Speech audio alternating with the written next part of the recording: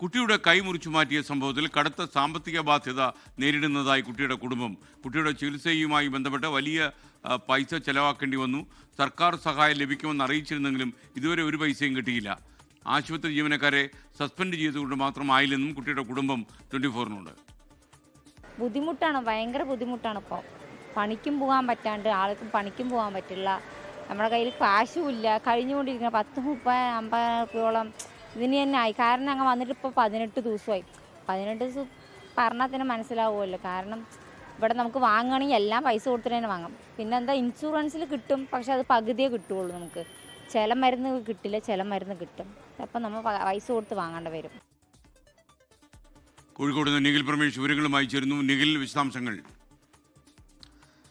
Good evening. Palakkad ജില്ലാ ആശുപത്രിയിലെ ഡോക്ടർമാരുടെ പിഴവ് മൂലം ഈ കുഞ്ഞിന് കൈ മുറിച്ചു മാറ്റേണ്ടുന്ന സാഹചര്യം ഉണ്ടായി. ഇതിന്റെ പശ്ചാത്തലത്തിൽ 2 ഡോക്ടർമാരെ ഇപ്പോൾ സസ്പെൻഡ് ചെയ്തിരിക്കുകയാണ് സർവീസിൽ നിന്ന്. ആ സാഹചര്യം ഒക്കെ അവിടെ നിൽക്കുന്നു. കഴിഞ്ഞ 18 ദിവസമായി ഈ കുട്ടിയും കുടുംബവും ഇപ്പോൾ ഇവിടെ കോഴിക്കോട് മെഡിക്കൽ കോളേജ് ആശുപത്രിയിൽ ചികിത്സയിലാണ്. അവർ പറയുന്നത് കടുത്ത സാമ്പത്തിക പ്രതിസന്ധിയിലൂടെ ഞങ്ങൾ കടന്നു പോവുകയാണ്. അവരൊക്കെ തികച്ചും സാധാരണമായിട്ടുള്ള ജോലി ചെയ്തു പോരുന്ന ആളുകളാണ്.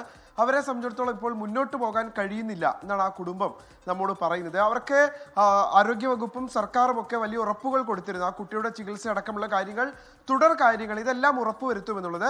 ഇതുവരെ ഏതാണ്ട് 50,000-ൽ പരം രൂപ ചിലവായി. അതായത് മെഡിക്കൽ കോളേജിലാണ് ചികിത്സയെങ്കിലും പലവിധ കാര്യങ്ങൾ പുറത്തുനിന്ന് വാങ്ങിക്കേണ്ടതും തുടങ്ങിയ കാര്യങ്ങളൊക്കെ ഉണ്ട്.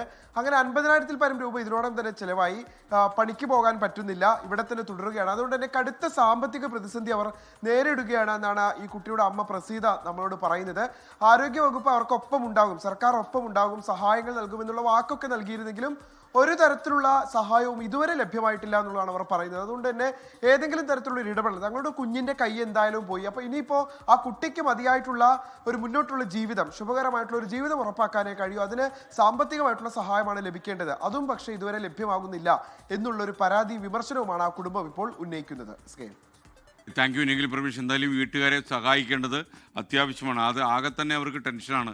അതിൻ്റെ സാമ്പത്തിക പ്രശ്നം കൂടി വന്നാൽ വല്ലാത്ത ദുസ്സഹമായ അവസ്ഥയാകും. ലോകത്തെവിടെയായാലും ഏത് സമയത്തും 24 വാർത്തകളും ഓഗ്മെന്റഡ് റിയാലിറ്റി പാക്കേജുകളും എക്സ്പ്ലെയിനറുകളും വിശദമായി കാണാൻ ഞങ്ങളുടെ യൂട്യൂബ് ചാനൽ നിങ്ങൾക്ക് സബ്സ്ക്രൈബ് ചെയ്യാം.